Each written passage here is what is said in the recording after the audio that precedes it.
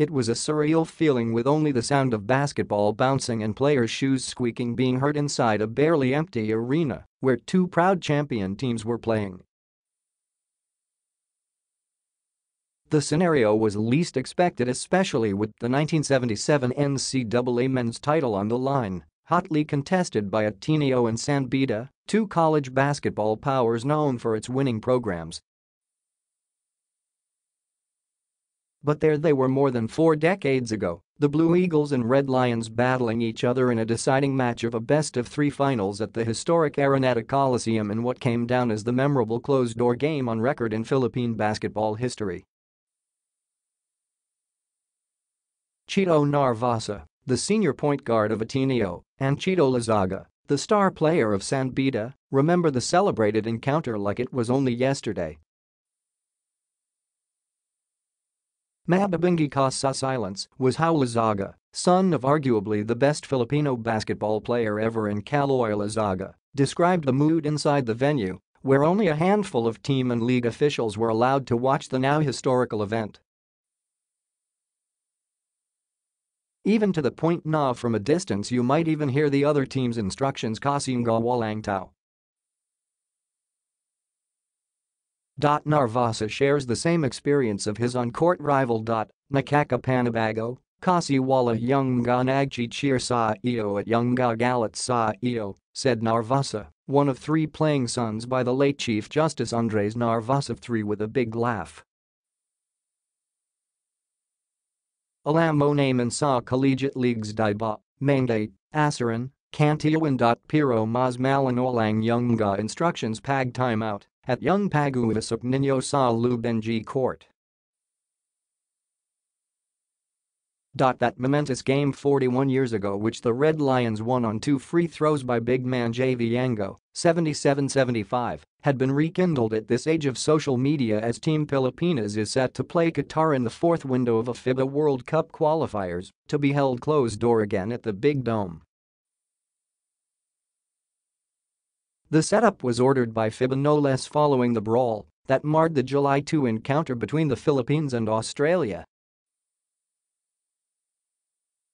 The Ateneo San Beda case was a different scenario. It was during those times when hooliganism was rampant in the NCAA, and the best-of-3 title series wasn't spared from it after supporters of both schools clashed during the 71-68 win by the Red Lions in Game 2. In our case, it was not the players. It was the crowd that was uncooperative to the point that they became so fanatic that they started to throw things that hurt other people. Sana kung young players lang ang tataman, kaso kapwa crowd na nanonood ang natataman, recalled Loyzaga, rattling off one by one the large P1 coin during the martial law years, battery and even golf balls as among the items hurled by the crowd. It was really more on the crowd and not the players. The players are fine, there was no issue with the players. And so came the only title game in NCAA history to be played behind closed doors. Talagang maninibago ka lalo na sa collegiate ang inasahan mo yung mga estudyante and alumni na nanonood, tapos biglang zero lahat yan, said the 60-year-old Loyzaga, now the athletic director of National University. Inside the venue were players and the coaches, NCAA officials, which included the timekeeper, scorer, among others, and a limited number of school officials, according to Loyzaga, who aside from Yango, also had the likes of Chuck Barrero, Cholo Martin, twins Noel and Joel Guzman, Frankie Lim, Luis Brilla's teammates.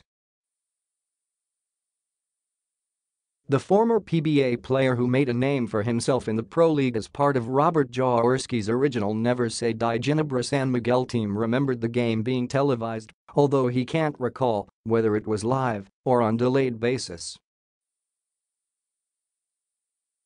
After that game nung nagdinner na kami after Manalo, pinanood na naman yung laro.